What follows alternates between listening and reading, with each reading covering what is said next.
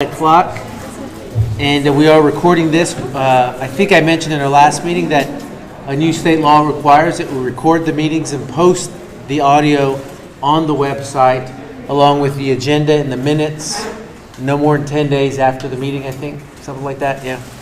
And so thank you all for being here. I'm, for the sake of folks listening to the audio, I'm Frank Alfaro, Assistant Superintendent for Administrative Education and co-chair of this council. As you saw the agenda, we have a lot of things to tick through. I estimated time. I kind of sandbagged some, thinking that we might be able to pick up some other time. But we do have, when I say a lot, like we have literally 7 things to talk about, and so we will, they are numbered there. We're going to proceed through the list, and then our next meeting will be in February. All right, let me give you a walk down memory lane, because I know it's been a while, and you probably don't always think about this committee here at this council. But if you recall, our first meeting was in September, and I briefed everyone on a new House bill that came from the last legislative session that required various things. And so one of the things is our review, and this committee, that's kind of what our job is to review our, one of the things we do is to review our human sexuality instruction. And so we had presentations from about the junior school content. Eddie did a great job. We had presentation about the high school content with Jackie Moore, did a great job, where she is, right in front of me, right there. And then I also, and so that was just a presentation, you asked whatever questions you had, and then I sent members of the committee the contents, all the slides, you guys looked through them, etc., so that we could come back today and, number one, just see if you had any clarifying questions, and then ultimately, number 2, we do have to have an official motion and a vote to say, do we recommend just kind of continuing with this, or if there's any conversation about that. That's part of the new law. We have to, this body has to actually recommend stuff. So my first thing is, with regard to the high school, we'll start with the high school first. So the high school was Jackie Moore. She presented the unit. We looked at the various slides, and I also sent to you all the documentation. Were there any clarifying questions about that before we introduce a consideration about that content? She did a great job, I know. So if there's no questions or any discussion at all before we entertain whether we do it or not. Yeah, Lindsay, that's right. Right in the middle of a bite. I'm so sorry, it's a 15 minutes early. Okay, just for clarification, so human sexuality instruction, does that also include like healthy relationship building and all that stuff, or is that not part of the course? So there's two ways I'll answer it, and Jack is going to chime in. The content that's specified is specified in statute. Yep. So it's not like Jackie gets to pick what she covers, but the material she uses is what we're approving. Okay. And so what Jackie listed out was the stuff that's specified, and that's about contraception, abstinence, STDs, pregnancy, that kind of stuff. So technically, relationships is not, is it? It's not in there. Yeah. Yes, we talk about like healthy relationships. Yeah. Yeah. So it's but part. Not in that section. There's another. And so, as part of the general health TEACs, because remember, the state has state curriculum standards. So in the course for health, she's saying it's in that part.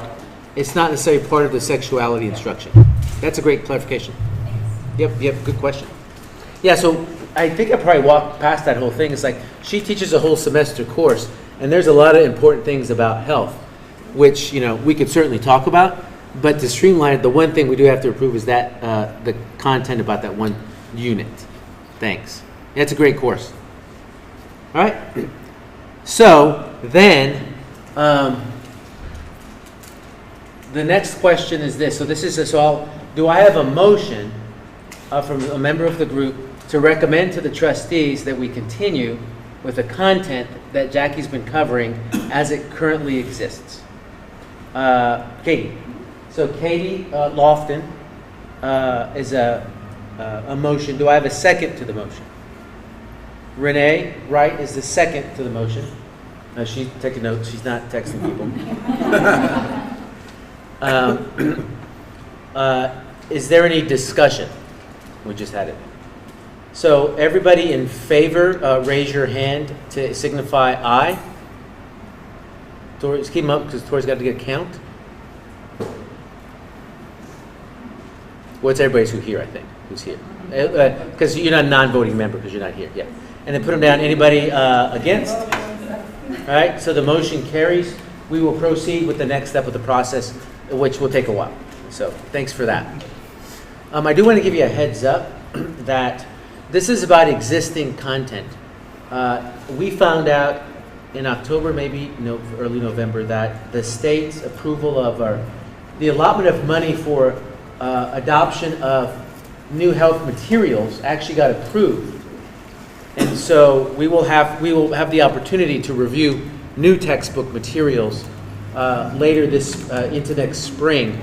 And so as we see new materials, if it looks like there's some materials that will be helpful for us, then we will bring that back to you all in either in the February meeting and the April meeting again.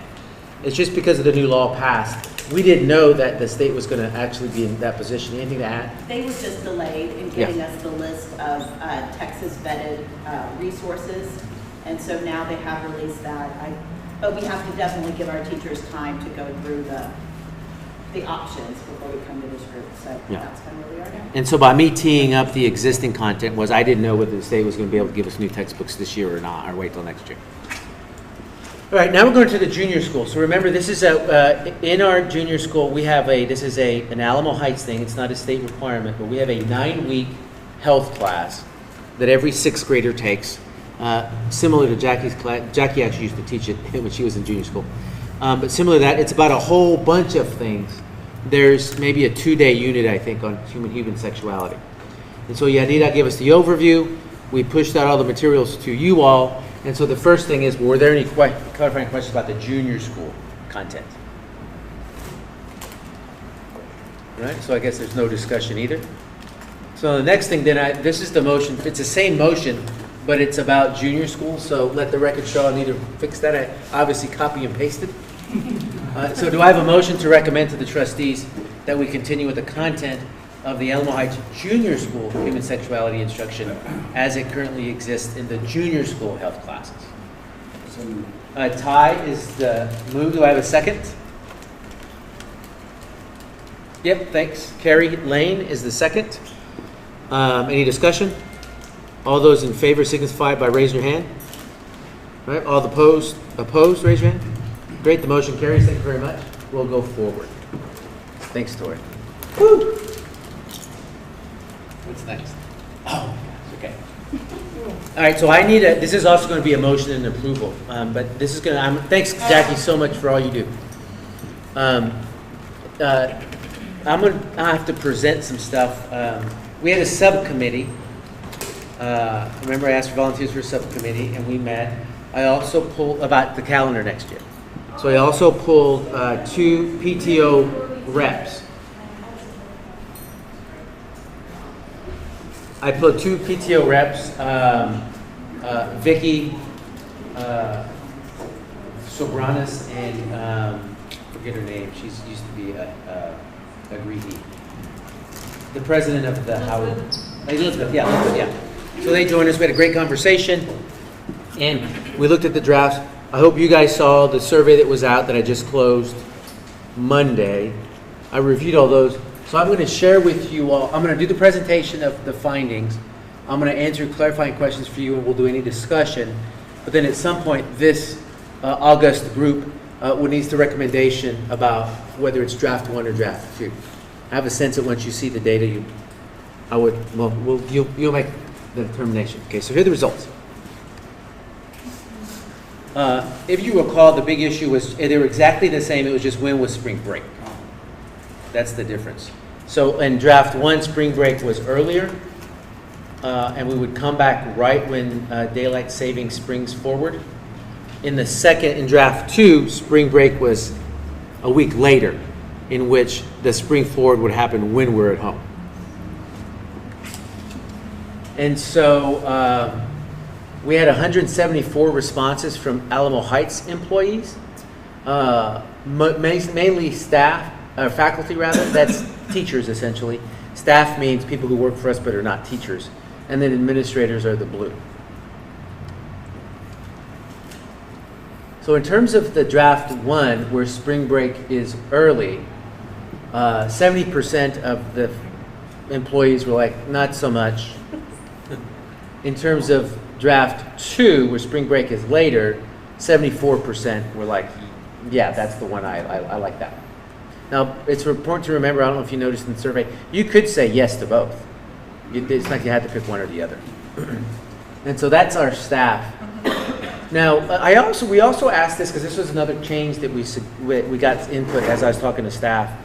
For elementary staff parent conferences, what about going to one day where it's just kids don't come to school instead of 2 days because it's hard for parents?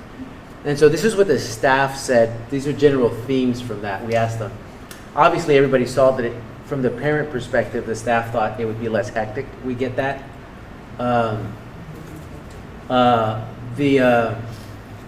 Now, one of the things that also, and you would get staff, by the way, this is an elementary thing. Only elementaries have the early release for staff. The junior school and high school teachers are like, what are you talking about? I work the whole day. But the parents, the employees, there's quite a bit of feedback to remind us, whether it's 1 day or 2 or 3, it's a lot of work to prepare. We just want everybody to realize that. And so what I'm committed to do is to working with the principals to share that feedback with them. Because I'm sure they know that, but I just there's a lot of suggestions I think that it might be helpful for the administrators just to be aware of. And this was that same thing. It's like, wow, when we have 2 half days, like when somebody said something like gibberish, like I can't keep track of what I'm saying by the end of the day. And it's just a challenge anyway. So those are just things to consider. But by and large, there was a lot more pros than cons for the 1 day. There just comes some challenges that kind of seem to me that are not unique to 1 day. They're just unique to having parent conferences. It's just a challenge to get them all in. Now, in terms of other things, some other recurring comments that folks said was, hey, sure, if you could align with the other districts, it would be helpful. Although I explained last time to you all, I think, or to the subcommittee, that that's not always possible. Like this, that the other districts aren't committed to aligning with each other generally. Although I'm trying to get that to change. One of the things we added was 2 teacher work days. So their staff holidays just give teachers a breather, and there was some feedback saying, thanks, we appreciate that. This is an interesting thing, and I want to, part of why you do the survey is because you get feedback on stuff that, while we have time to change if we can. In calendar 2, where spring break happens late, which we saw most of the staff like that one, the odd thing was that the third 9 weeks was going to end right before, and then we had a day off, which everybody liked, but then we have 4 days of the new 9 weeks, and then we have a spring break. So a couple of folks were saying, I know it seems weird to add days to the 9 weeks, but it sure would be if you can make a clean break, and it pushes the end of the 9 weeks 4 days later than normal, it would just give you a clean break. Like winter break, we go up to December, whatever, and that's the end of the semester, and the 9 weeks, everything just stops. And then you have a long break and you come back to a clean new 9 weeks. That was a suggestion. I thought, oh, that's an interesting point. I'd like to introduce that with the administrators and staff before we take it to the trustees. And so you'll see that reflected in the motion that I'm going to ask for later. Right. Now, what about the parents? What did they say? Well, first of all, remember this is a parent-student, non-community member survey. And so most of the people that replied were parents. 10% were students. There were 238 total responses. I think that's 24 students replied. And then a sliver of folks, or actually it was one person. So that little sliver represents one person who was neither. Now, this group said, the first one, we're like, yeah, not so much, but not in as big a range. If you remember, the teachers were like 70%. These guys are 55% no. And then the second draft, these folks are about 59% yes, which is still a majority, but it's not as wide a gap as remember the employees were like 75%. So when you look at both groups, there's a majority that both say, yeah, draft 2 seems to work for us. Now, the pro-con, obviously, the majority of the parents were like, yeah, we get it. It's definitely, thank you. It's generally less hectic to do one elementary day of parent conferences. I do want to point out there were some, though, that did prefer 2 half-days. Not a lot, but there's enough recurring that I wanted to point that out. And that's because, we have this right at school thing where people can keep their kids. And from the feedback, I don't know what right at school rules are, but from the feedback it says that they operate when we do half-days, but they don't operate when we have a full holiday. And that's just something they wanted to let us know. Now, this was an interesting one. The parent conferences for elementary are right in the middle of the week. When we do 2, it's like Tuesday, Wednesday, or Wednesday, Thursday? Wednesday, Thursday. And so when we went to 1, it would be 1 Wednesday. And so they're like, the ones that say, yeah, it makes sense to do 1 day, but why Wednesday? Why couldn't we do it on a Monday or a Friday? Since it's only elementary kids, it's not junior school and high school. It's an interesting question. It's one that I can't answer. And so I want to talk to Jimmy and the elementary principals about that. Now, just so you know, I mean, you get this, I think, but I just want to make it explicit. Anything on a Monday or a Friday is a huge, there's a tendency for people not to come to school the next day or the other. So, for example, if we gave elementary kids a holiday on Monday, if they have junior school and high school siblings, there's a possibility that those families would not send their junior school and high school kids to school on Monday and just have an extended 3-day week trip somewhere, which is neat for the families, but for high school and junior school teachers, as well as our funding, because then everybody's marked absent, and that takes a ding to our funding. And so there is that subtle kind of psychological group nudge about when we put things. And so I want to think that through. Because if it is something that's not a big deal, well, we should at least think about it before we take it to the trustees. And then a lot of the parents were like, "Hey, Google Meet is a game changer for parent conferences at the elementary level," and a lot of people said that in general, they don't necessarily always fit on those 2 days, that they schedule, before or after somehow. Jimmy, is that right? Absolutely, and I was just adding on the parent conferences, it's helpful in general, but it's really helpful so that both parents can be there. Like that has made a big difference, whereas before maybe only one could be there, but when you can virtual, we can get everyone there. That's great. Yeah, so a lot of feedback on that. Now, on the other, the most common thing that hits us is really that they go out spring break. So a lot of parents, I guess maybe they're professors, I don't know how they know, but they're like, oh yeah, draft 2 matches with the universities. And I didn't check that, but they're like Trinity and whoever, UTSA, that was a big deal for some of the parents. But also, there's some spouses that work in other districts, and so that was a big deal as well. And so the folks that liked the first spring break being early told us why that was a good idea, and the folks that liked spring break the second later told us why that was a good idea. And it was just, but you saw where the numbers fell. Interesting enough, I think some of the common rationales for having it early was the lines, right? So it's like, yeah, if you're going to travel, it's better for us to do it that way because nobody else is on spring break.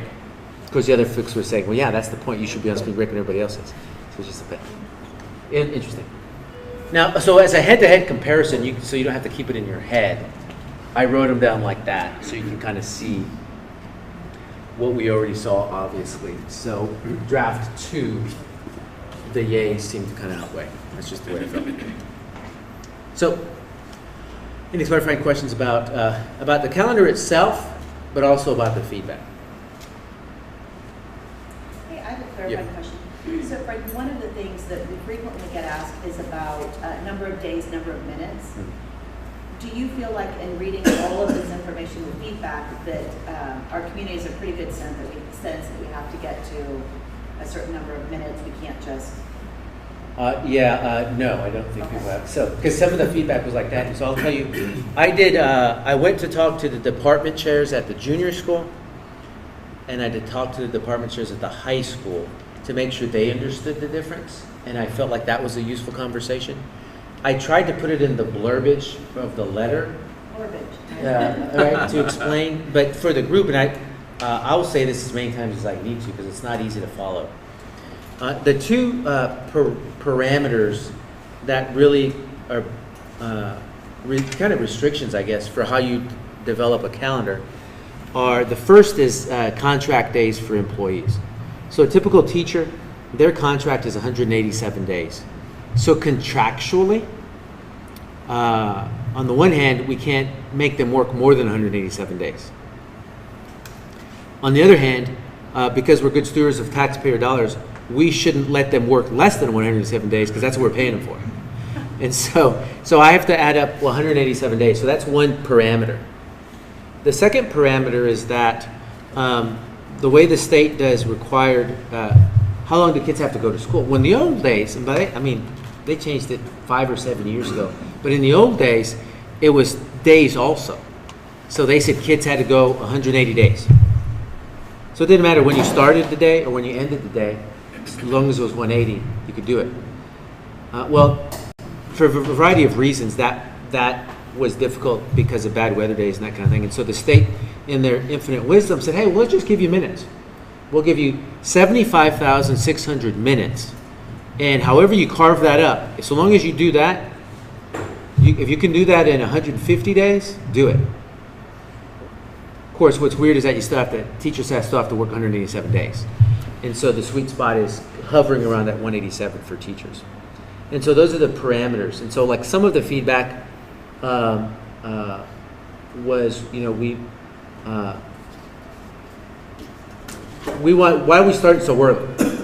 We want to start late after Labor Day. We can certainly do that.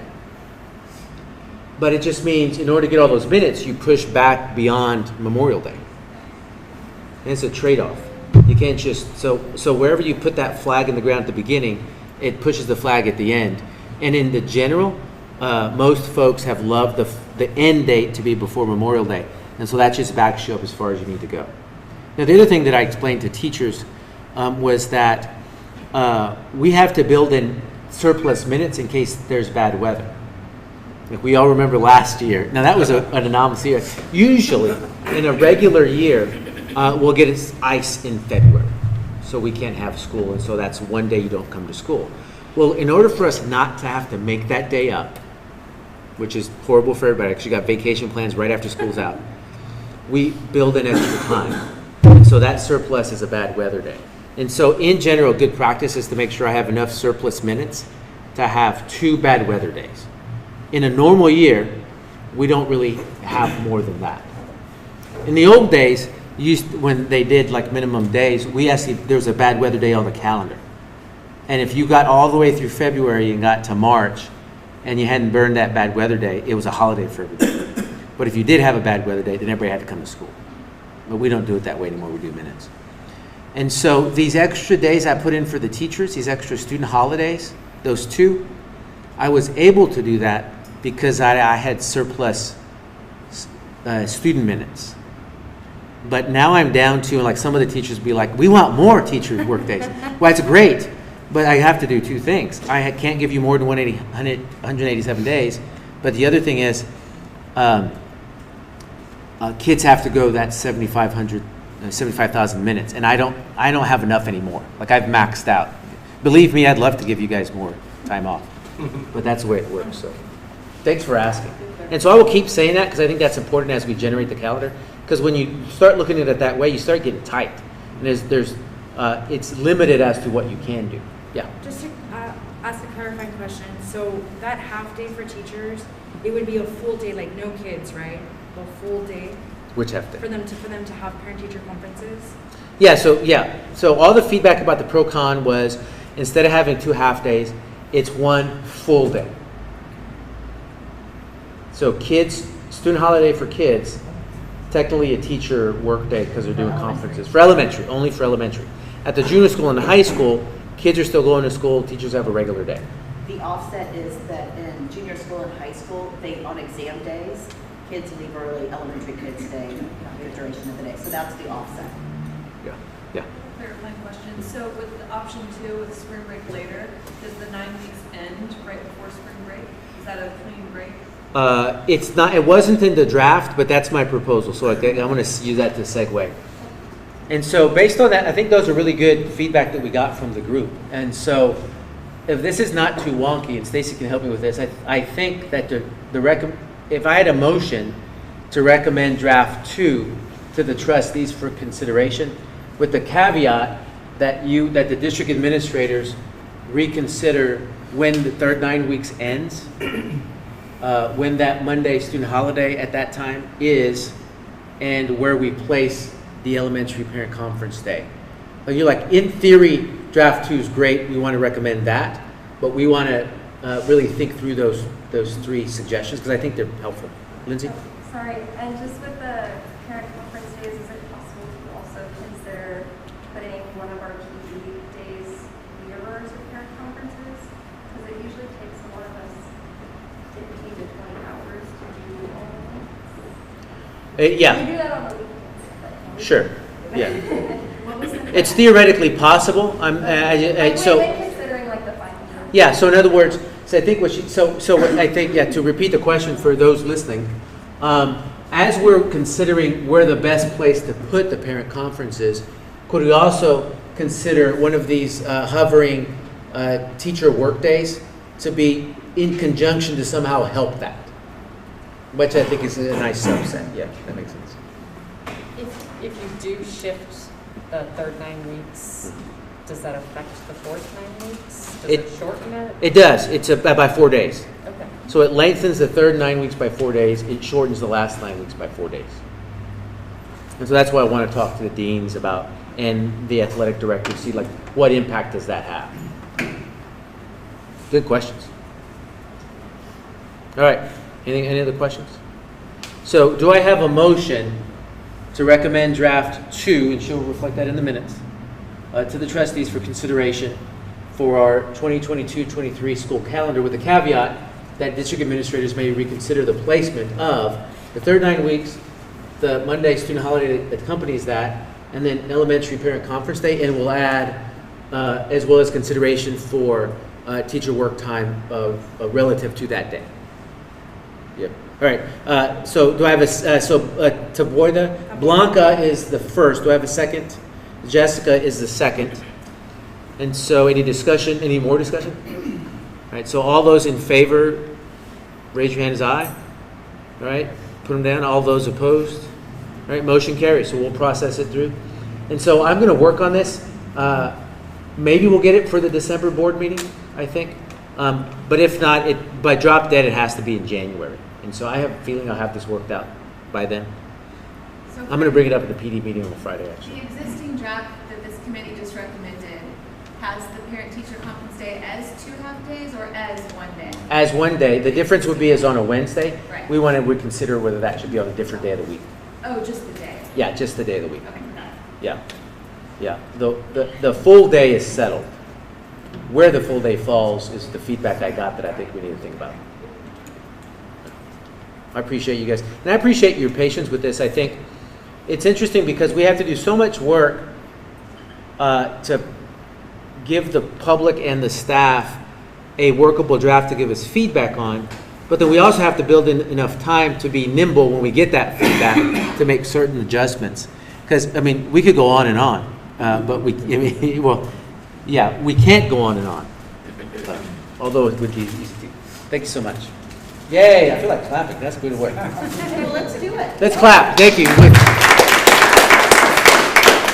Thank you all so much. Now we're going to go into some information stuff, I think. There's no more things to consider. There's just no more motions or anything like that. The next one is, we just wanted to give you a quick update on something that we call Partners for the Profile. So before I explain that, could you raise your hand if you've participated in Partners for the Profile? Before it was called Ambassadors for Engagement, was the previous Yep. iteration. So we've got Ambassadors for Engagement, Yeah. we got Partners for the Profile care, we have 2 folks, Stacy has, yeah.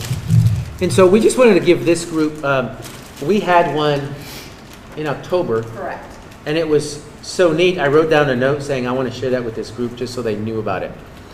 We have a program in which we work with the principals to get names of parents to come learn more about the district, and specifically our profile of the learner, which is over there on that poster. And so it's 2 half days in the fall, and then we do a similar version of it in the spring for a different group. So it's like, I think 9 to 1, 9 to 12:30. 9 to 12:30, in which we meet, and we have a variety of activities and information and conversations in which people learn about both what our mission is and what the profile is, but also the things that we're doing in the classrooms and on campuses to do that profile. It involves a tour, right? So we took a tour at the high school. That's kind of neat, especially if you're a parent of a young student. It's neat to see where it goes. The second session, which I think is in November, 18th. that's actually a bus tour. Yes, everyone's getting on the bus. You remember, yeah, we get on the bus, we're gonna go take everyone to the elementary school, and it's really neat when families who are only elementary get to come here and see the high school and see the rocketry and see the fine arts and visualize, this is what my child's, like, I can see my child here. Likewise, it's really neat when we take our high school families back to see, Coach Holman, I'm looking at you, back to see Howard, the happiest place on earth. And there's just something magical about seeing, not just hearing, but seeing how all these pieces come together through the work that our teachers do in the classroom. And it really is a powerful learning time for families in our community. We get a lot of new families that come in, and that's always really special too. Yeah, and so I wanted to let you know generally what it is. We'll have it in the minutes, so when we have this, we'll kick out the minutes to you all, and we'll have the dates of the next one, right? So there's a new one in the spring. We'll have those dates and times. And so if you're interested, you yourself are interested in being part of that, you can just do a reply, and Toy will collect it. We'll send those to whoever it is that organizes that. Amy, but Lori helps somehow, I guess. And then, but likewise, if you feel like you know somebody who could benefit from that, you can, send, like, have them contact us as well. So, just want to give you guys a heads up. It's a great thing. All right. Now, our 2 other big pieces are community-based accountability. I'm going to do a quick review because I know it's like I said, you guys don't live and breathe this committee. And then Jimmy's going to talk about stuff, and I'll talk about stuff. It's stuff that we pushed out. So if you recall from the first time, we shared with you all a general framework that we use for continuous improvement. And it all starts with our mission, actually, which is at the top. We're focused on our mission. Our profile of a learner is our student-facing articulation of what that mission is. And then we've identified ways to, how do we track if we're improving at all in terms of that? And so that's where the community-based accountability comes in. We have 7 pillars. They're just domains or categories that we collect evidence in, both qualitative and quantitative. We have key questions that we ask ourselves as we're measuring that evidence. And then we look through our strategic lens of these 4 strategic goal areas, which are really honed into the next 5 years, even though our mission is kind of long-term generally. And so this is our Vision 2020 goal areas. And then what that comes out in the wash as, yeah, but Frank, what are you going to do? Well, at the district level, that's in our district improvement plan, which I would have sent you guys last time, the pillars that are relevant to this. We thought we were going to do pillars 3 and 4, but that's been a little too ambitious. So we're just going to do pillar 3 here. We'll do pillar 4 when we come back on February. And then likewise, each campus has a campus improvement plan. And that's where they say, these are all the things that we're going to prioritize this year, and they list out what they're going to do, and they're all aligned to our pillars of accountability. So that's just a review of the big framework. Jimmy's going to dig down into pillar 3. Yes, I am. Hey, Bill, we've been sitting for a while. If you need to stand up, if you need to throw away trash, it's going to take me about a minute or 2 to get started with the clicking. Short break? Yeah, so let's do just a couple minutes. Yep. Take a break. Take a literal break. Get water. Walk around.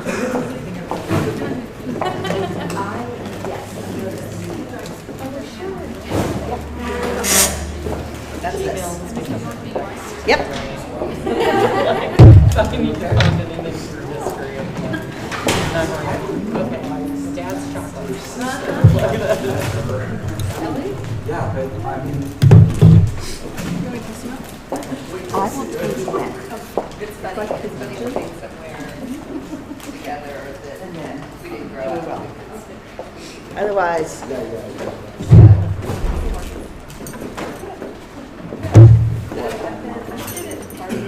is this? I didn't. I should have added a new one.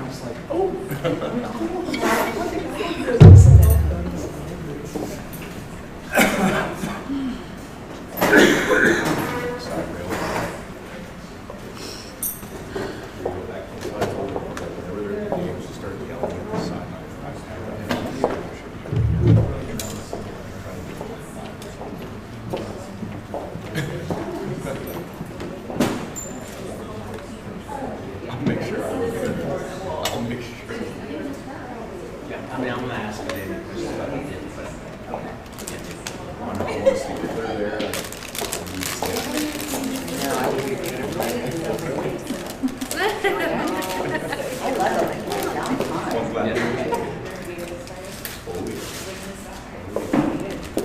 All right, are y'all good? Everyone has something else to drink, had a moment to stand up. All right, so if you'll remember, last time I came to you and we talked through pillars 1 and 2, and that was, we looked at STAR scores, we looked at AP, we looked at PSAT, all of that. And then you all gave feedback about how did you feel Alma Heights was doing.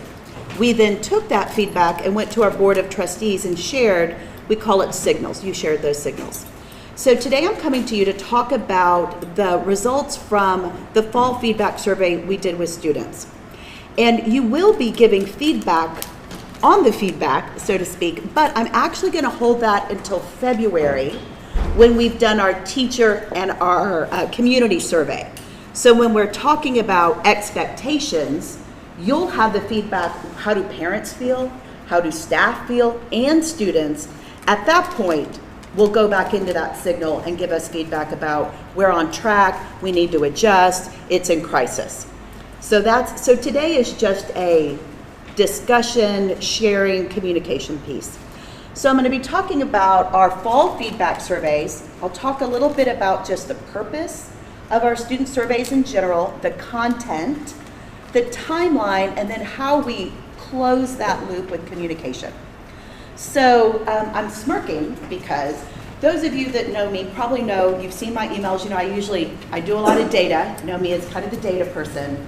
But in undergrad, my major was history and art history. I volunteered for years out of the McNay, and like my goal was really to live in the McNay, and if that didn't work, I wanted to work in the McNay.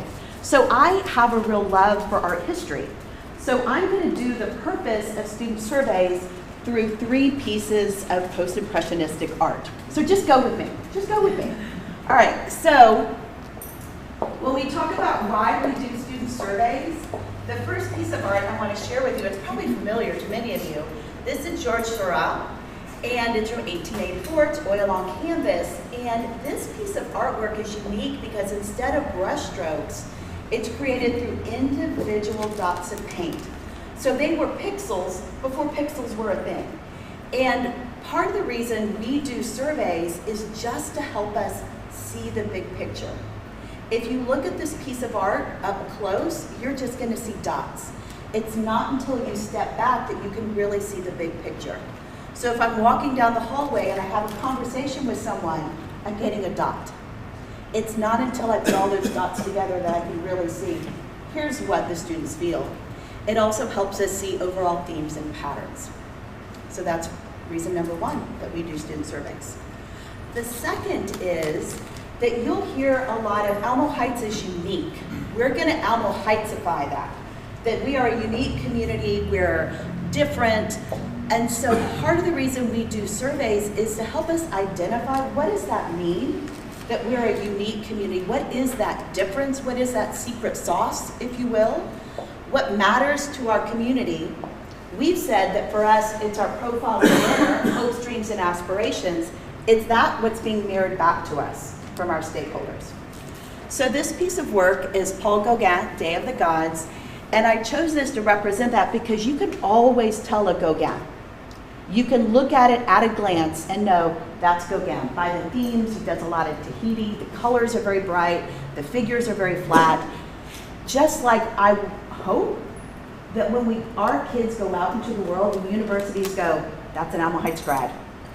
We know that's an Alma Heights grad. There is something special about the kids that come from this district. We can pick them out. We hear that from some of our college recruiters. That's what we want.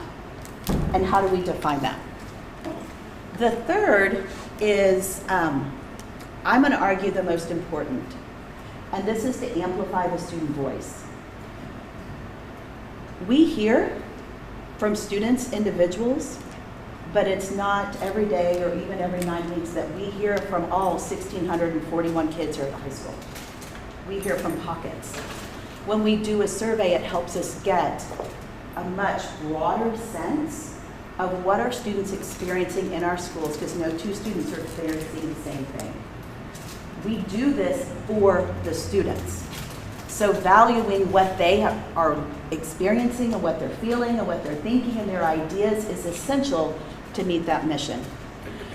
This piece of art is Henri Toulouse-Lautrec, 1890 oil on canvas, and I love this piece of work to illustrate this reason, because you have the Moulin Rouge, you have all of this energy going on, kind of like a high school. There's a whole lot going on here.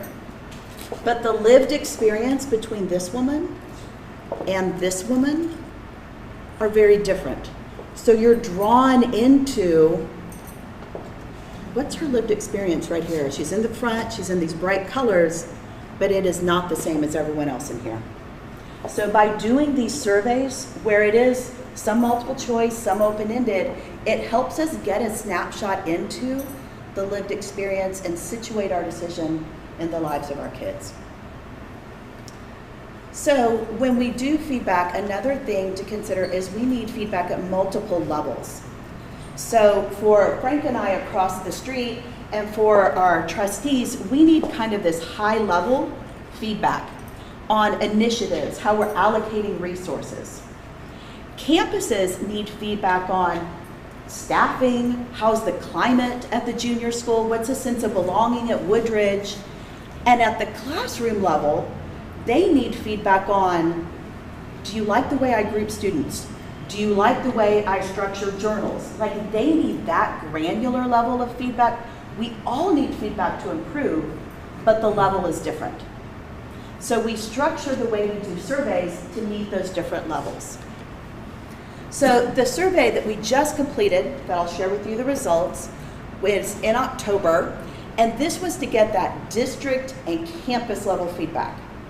It wasn't feedback directly on an individual teacher. It was feedback on, in general, about the school. And we asked students climate, safety, expectations, relationships, sense of belonging, and participation in activities. Those were the questions that we asked. We do put the entire survey with all of the questions. It was in Heights Happening Monday email for 3 weeks so that parents could always preview and see what the questions were. It's available in English and Spanish as well. Then, if you've been in Alma Heights, you know that we do a lot of what we call coaching feedback circles, and we structure it by what's an affirmation. We just did this professional development. What's an affirmation? What went well that we want to keep doing? And what's a consideration? How can we get better? So on the survey, we ask kids the same thing. What's something that's going well? What's something we can improve? In February, do you see my alliteration? Fall feedback, February feedback. In February, this is where we do the student to individual teacher feedback. And we also go out and do the survey for all of our faculty and staff, as well as all of our community members. So the student to teacher survey is, and students in elementary, if they happen to have a language arts teacher and a math, they complete it twice. In secondary, they do one survey for every teacher that they have, including coaches. So this is, how knowledgeable is your teacher? How organized? How engaging do you find lessons, small group? does your teacher have high expectations for you? The other one was, does your school have high expectations? This is, does your English teacher have high expectations for you? Positive relationships, again, for this teacher, so it might be different in different classrooms, and a sense of belonging in this class in this year right now. For classes, we do have some semester classes and fall sports, so they'll do this in December. It's hard to get feedback on fall volleyball in February, so we'll do this in December for those kids. The staff, and you'll see overlapping, the staff we ask about climate, we've asked kids, now we're asking staff. Relationships, and this is two parts, asking staff about their relationship with the community and asking staff about their relationship with their admin team. Professional development coaching, and then teachers, their level of confidence in educating all students. And then the community, we do school climate, school relationships, school priorities, and again, we have these same two open-ended for everybody. If it's the one-on-one, what does your teacher do well you want them to keep doing? If it's a parent, what does your school do well? Or what are some things your school could do to improve? Tal, you had a question. Do the students respond seriously, or? Oh, I'm gonna let you read it. Look, absolutely. Y'all, for the last, we've done these surveys for 5 years, and I've read everything written by everybody for 5 years. So have other people, but that's, like, it's my passion project. I love this work. And this year we had about 5,000 comments, and I did not include 9. None of them because they were profane but they were just nonsensical. I like cherry ices. Well, fantastic, but that's not germane to this. So out of 5,000, there were 9, or there were a couple, y'all, and I taught elementary for a lot of years, I could not read them. So either they were just or we got some work to do on spelling. So, but 9 total. So yeah, they take it seriously. The other thing to know is that this is, it's anonymous. So when kids are giving feedback to a teacher, the teacher doesn't know, oh, that was Stephen who wrote this. Now, they may be able to kind of put 2 and 2 together. I don't like the way I sit in the left-hand corner in the second seat. Well, I kind of know who you are now. But in general, they're anonymous, and the feedback is, it's authentic. It's authentic. So, where am I going now? Oh yeah, I have 2 last pieces of art for you. One is about when we do these surveys, there's this part of communication. And so there is, like what I'm doing with you all today, I'm going to communicate the results. But then there is also exploration. So campuses go a little bit deeper. So I'll be sharing out participation rates. We have 88% of our kids who are involved in something. That's communication. That means there's 12% who aren't. Campuses are going to dig into that and figure out, are there some barriers there we can remove? This piece of art is Jackson Pollock, who does the drip painting. I love this work. You can look at it just kind of superficially and appreciate the colors and the energy, but this is called Pasiphae, so she was the mother of the Minotaur on Crete. And if you look in the middle, you can see a reclining figure there. I don't know if I have a little, it's kind of right here. And on either side, if you dig a little bit deeper, you can see a sentinel, the guards. So we also communicate this back to the students, because in that amplifying student voice, if we took their valuable time and they gave us meaningful feedback, it's a duty. I don't know what else to say. Like, we need to go back to them and say, here's what we heard. You'll see this in a moment, but in elementary, lunches were a hot topic this year. No, actually they were a cold topic because it's all served in boxes and they want hot. So, like, it behooves us to go back and say, we heard what you said about lunches and here's what we're gonna do. Because if a 3rd grader can feel like, I spoke up and it made a positive difference, the next time there's something else, I'm gonna speak up because I believe my voice has value. So that's why closing this communication loop is so important. The last thing, and this is how I always end anytime I'm talking about surveys or feedback is a gift, full stop. Sometimes the gift is diamond earrings and you love it and it makes you feel great. And sometimes the gift is new tires for your car because it's what you need.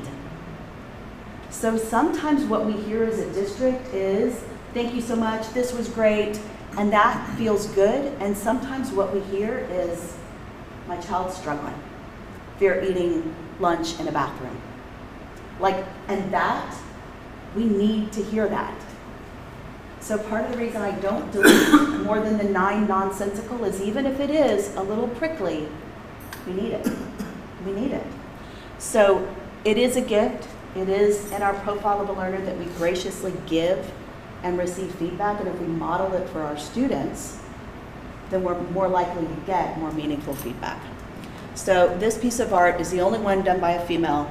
It's called the flower, but it's often referred to as the gift. And I choose this purposely because I like her face right here that's looking out and saying, what are you going to do about it? What are you going to do about it? I've given you this. What are you going to do about it? And I love her face right here. I'm not sure if she is given the flower or is receiving the flower, but it's that look of trust and hope of I've given you a gift. I'm trusting you're going to care for it, and I'm hoping that you're going to take care of it, that you're going to value this. And it's given in a relationship.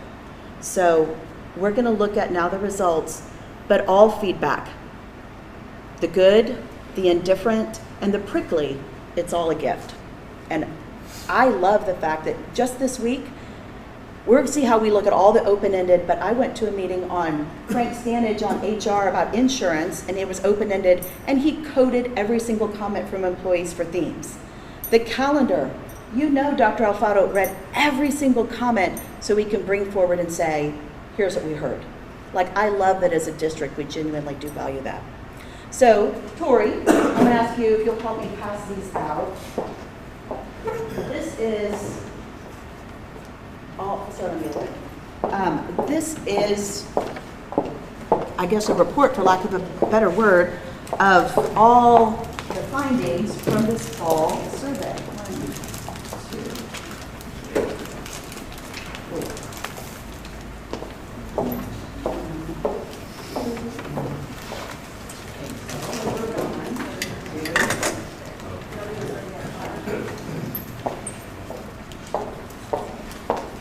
Did I get everyone?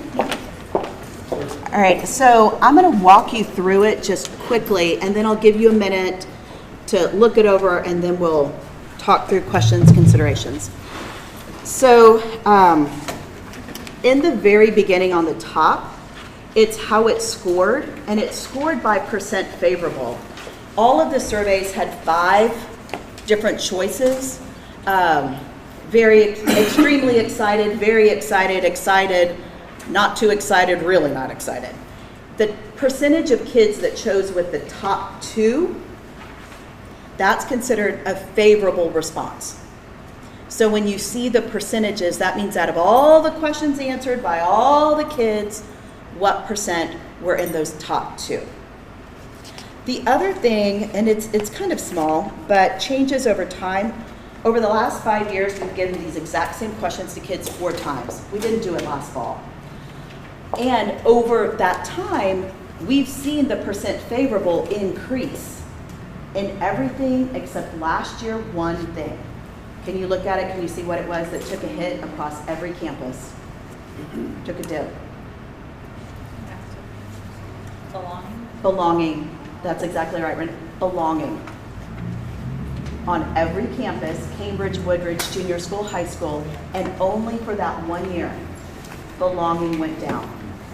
And you can kind of extrapolate out maybe the reasons why, that it was hard for kids to go from online learning to face-to-face, and then come back this year. We put physical barriers up, we've got kids spread out, we didn't do all the activities that we normally do, we didn't have specific field trips or other things. So that may be why, but that is definitely a trend that we want to disrupt and turn it around. But it's interesting that it occurred everywhere, sense of belonging.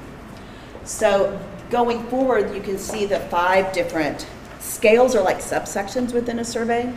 So the first one, our strongest scoring, was overall expectations. And there were 5 questions there, and I just abbreviated. One was, is your teacher making you explain your answers? Are they encouraging you to keep trying, encouraging you to do your best, making sure you understand, not waiting for you to raise your hand? And then overall, does your school have high expectations? So out of all the kids, 2,723 students that answered this, 70% of the answers were in that favorable. That's really strong. The second scale was school safety, likewise really strong with 67%. You will see when we look at the open-ended that there were many comments at the high school about new fences going up. There's a love-hate relationship with fences around the school, but overall they do help students feel like they're a little more safe here on our campus. The third is positive relationships. And this one I left the questions in because I look at the second one, if you walked into class upset, would your teachers be concerned? And there's a lot of favorable there, but there's a lot of not so much. And that's when I was talking about one, we want to dig a little bit more on that. Like what could I don't know, we need to find out more about that one. Overall climate had more questions to it, and it encompasses a lot because it includes, do kids overall like coming to school? Are the lessons motivating? Are the assessments and quizzes and evaluations fair? Are the rules in general fair? Does your school value diversity? Are the administrators effective? Do the teachers have respect for students? And what's the overall energy of the school? Is it positive? Is it negative? So climate has a lot, and you can see where the strengths and areas areas of improvement are there. So before I go on to, and then the last one is belonging. I'm sorry. Belonging is the one I said that went down, and you can see it there. There's just less green. For secondary students in grades 6 and above, we did ask them to, what are you involved in? And 88% of our students are involved in at least one something. And you can see how that breaks out from fine arts to athletics. But what we found is there is such a strong correlation between participation, and it doesn't matter what end, play the tuba, be the quarterback, just be involved.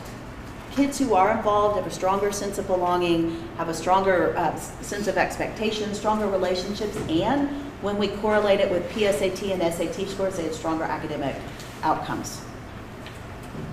So it's not just a tangential part of the high school, junior school, Alamo Heights experience, it's an important part of the experience.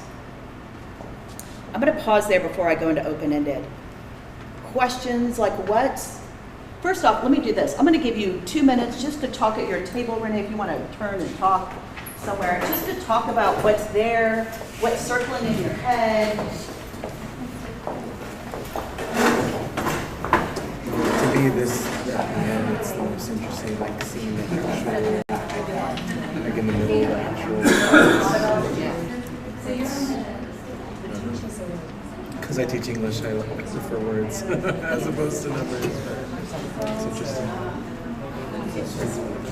On this belonging, I guess what that I'm just like, do you feel connected to your teachers?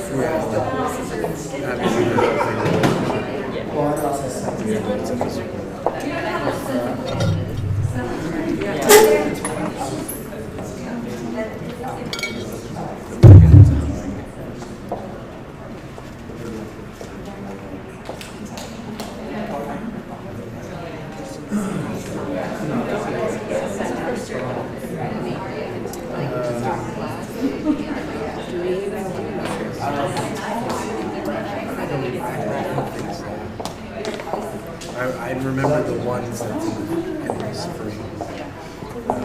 All right, you guys, I'm going to pull us back together in about 20 seconds. We have to give it. Here's what I'm.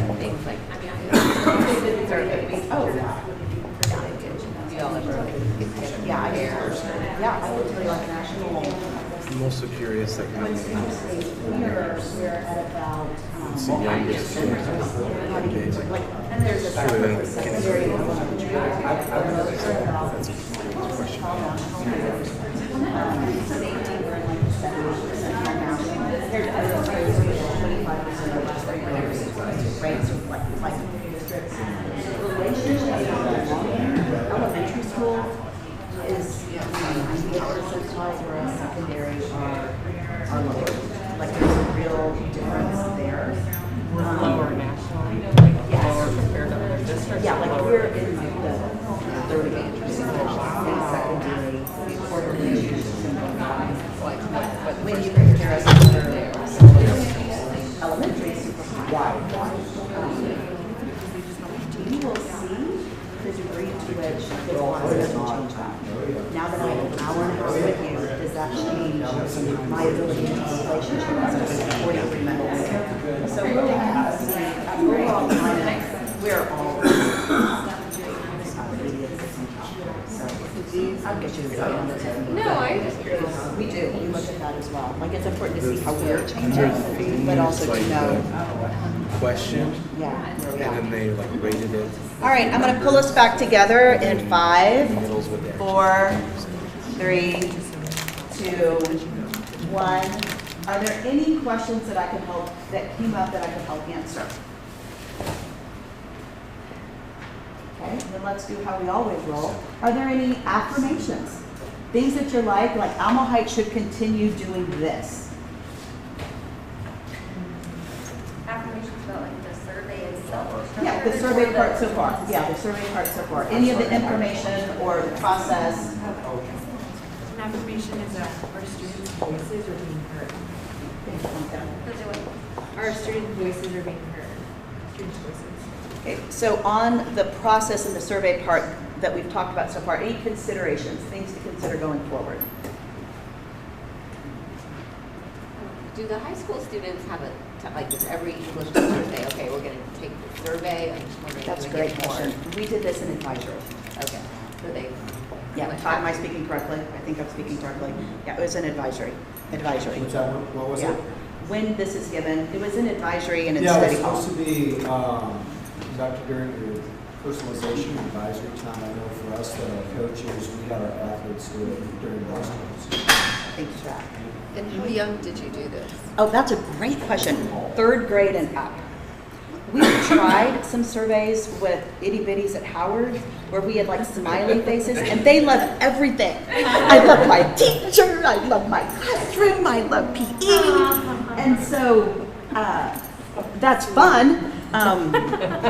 So it's, we go to 3rd grade just so they can understand the questions. All right, I'm now going to talk, I'm going to flip. Are there anything else I want to step on? Any comments? I'm gonna, yeah, Stacy. And you may have said this, and I'm sorry if I missed it, but on all of these. That's where I'm headed right now. Oh, okay, I was going to ask, I was going to ask, what was the question? Perfect. That's what So, I was saying. building exactly what Stacy asked, this is the feedback on the 2 questions that said, what is your school doing really well that it should continue, and what is one thing that could be improved? One thing I found over the years is that even though there are 2 distinct text boxes, sometimes people put a positive in the here and they put a consideration here. So we kind of merge all of it, but there are 2 different questions. So, and then as I said, we read everything. And first step is to go through and just think about like files. We go through and say, oh, this comment is mostly about teachers. This comment's mostly about safety. This comment's mostly about lunch.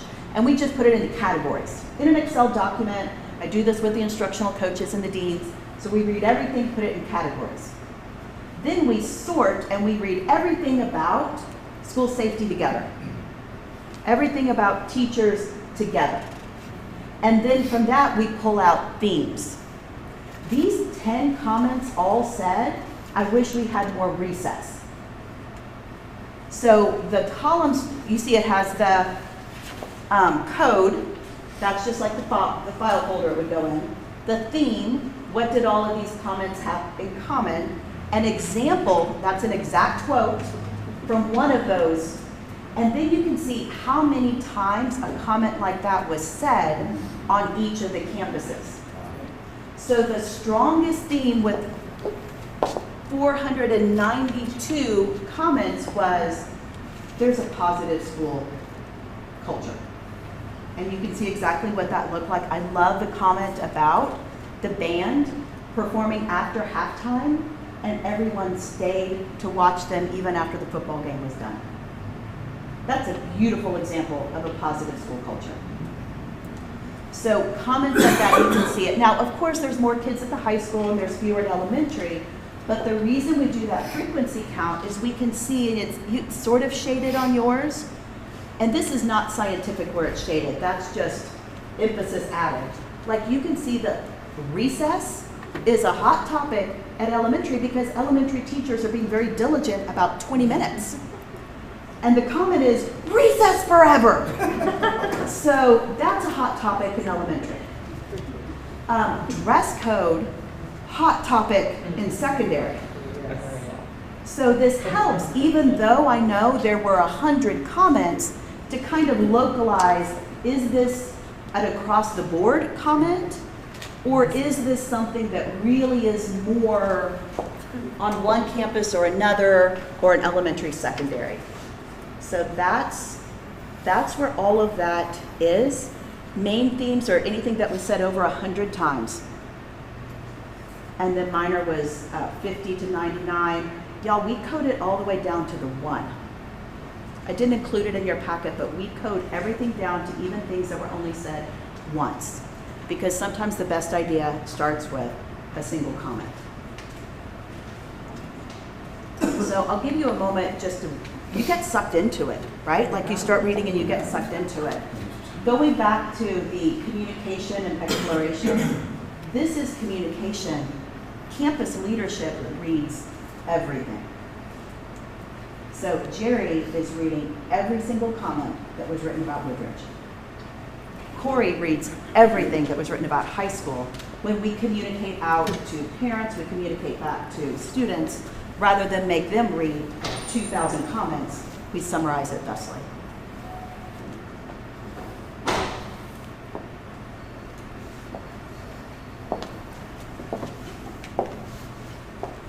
All right, I'm going to do the same before. I'm going to give you about a minute just to talk at your table, and then we'll do any final comments.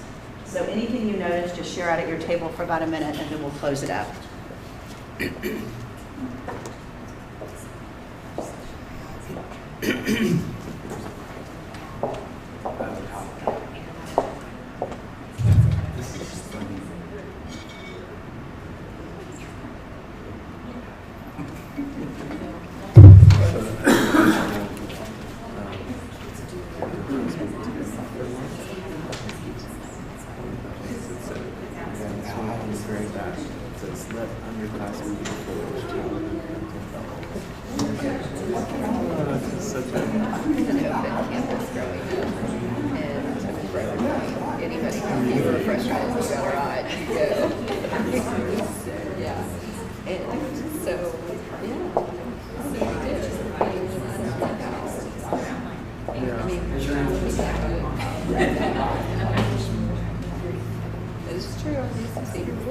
All right, you guys, I'm going to pull us back together.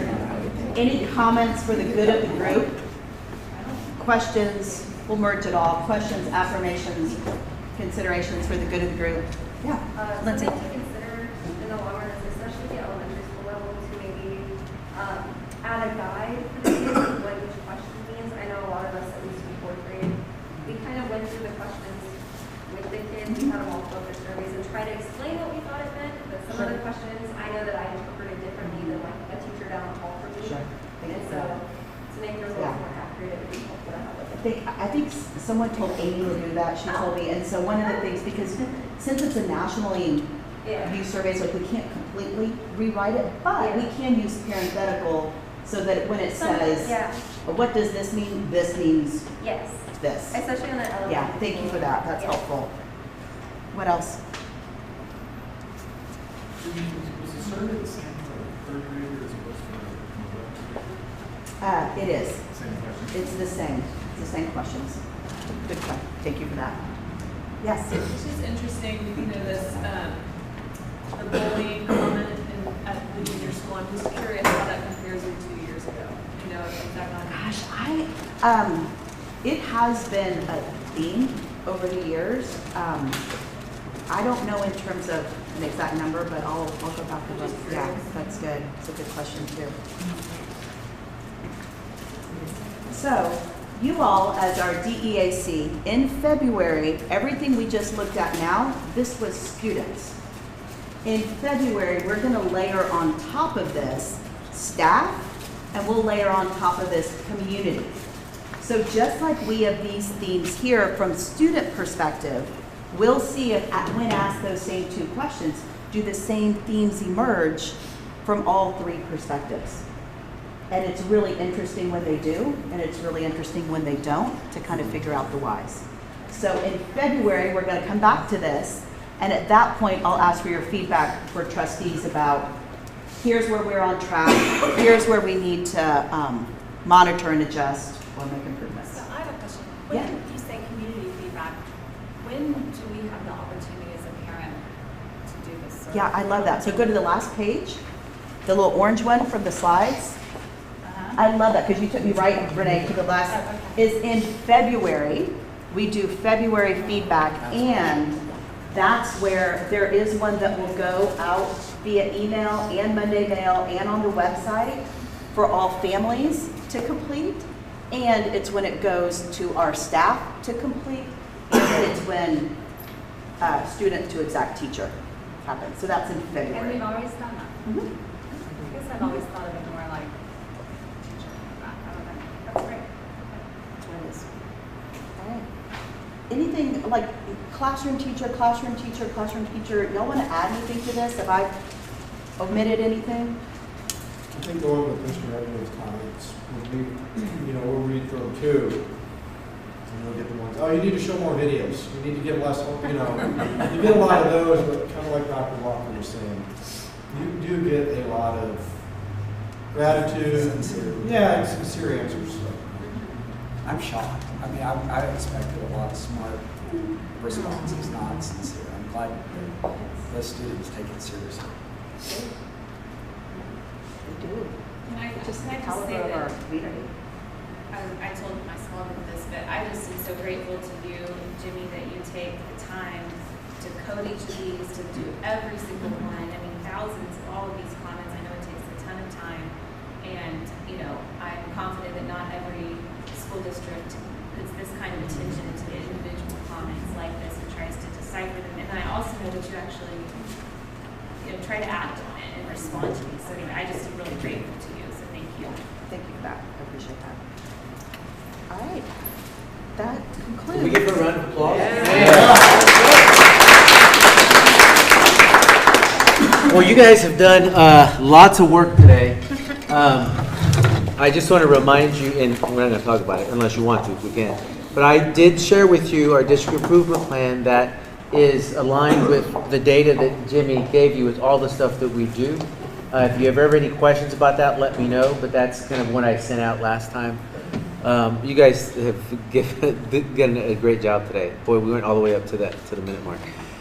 Enjoy your couple months off from this work. I'll send you stuff and homework to do prior to that. We'll have the minutes out to you within 10 days.